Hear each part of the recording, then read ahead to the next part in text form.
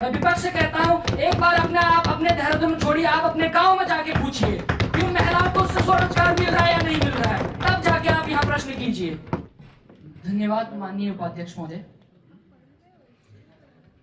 हम सब जानते हैं कि उत्तराखंड केवल एक राज्य नहीं बल्कि हमारी आस्था, संस्कृति, साहस और संघर्ष का प्रतीक है।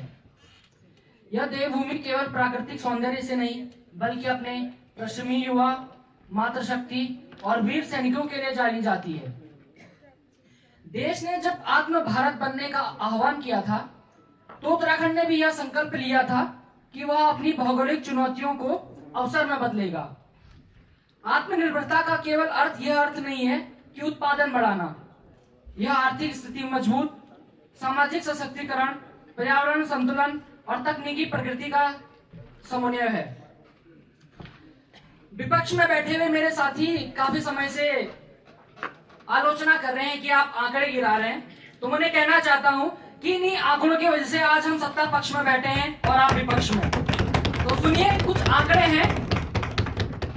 राज्य का सकल राज्य घरेलू उत्पाद जीएसडीपी लगभग 4000 करोड़ से अधिक पहुंच चुका है। प्रति व्यक्ति आय में लगातार वृद्धि हो रही है। औद्योगिक इकाइयों की संख्या राज्य गठन के समय जो 14,000 थी, वो बढ़कर आज के समय में लगभग 90,000 के पार पहुंच चुकी है।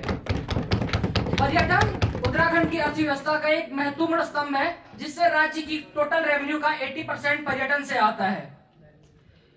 हमारे राज्य ने सौर ऊर्जा उत्पादन में 1 गीगावाट से भी अधिक का उत्पादन कर चुकी है और महिला स्वयं सहायता समूह के माध्यम से लाखों लोगों को, लाखों महिलाओं को हमारे गांव में ही स्वरोजगार मिल रहा है। मैं विपक्ष से कहता हूं, एक बार अपने देहरादून छोड़िए, आप अपने गांव में जाके पूछिए कि उन महिलाओं को उससे स्वरोजगार मिल रहा है या नहीं मिल रहा है, तब जाके आप यहाँ प्रश्न कीजिए।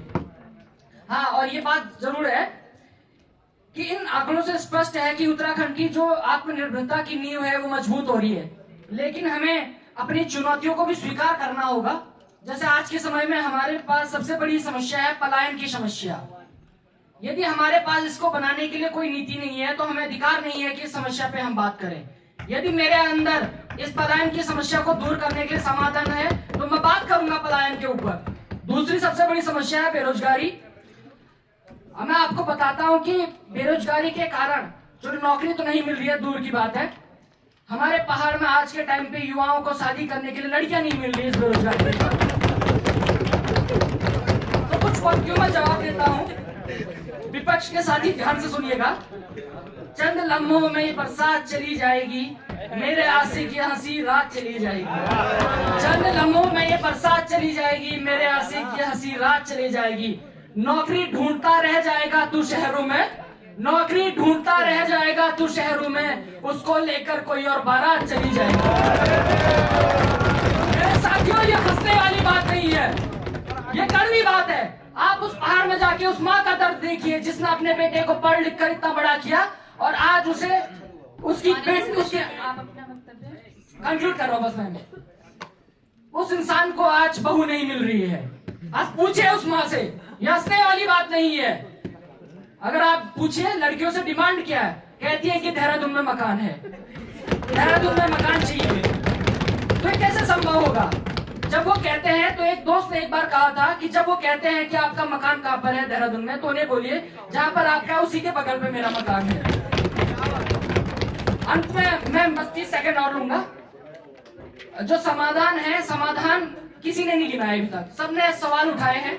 मेरे अपनी सरकार को कुछ समाधान है। इस सदन में मैं 5 ठोस समाधान रखता हूं। सबसे पहले पहाड़ी जिलों में विशेष आर्थिक क्षेत्र यानी हिल्स एक्ट की स्थापना की जाए। पर्यटन के साथ आईटी, एग्रोटेक और फार्मा उद्योग को बढ़ावा दिया जाए। आपदा रोधी अवसंरचनाओं को अनिवार्य रूप से बनाया जाए। हर ब्लॉक में स्किल डेवलपमेंट सेंटर खोले जाए। धन्यवाद अध्यक्ष महोदय।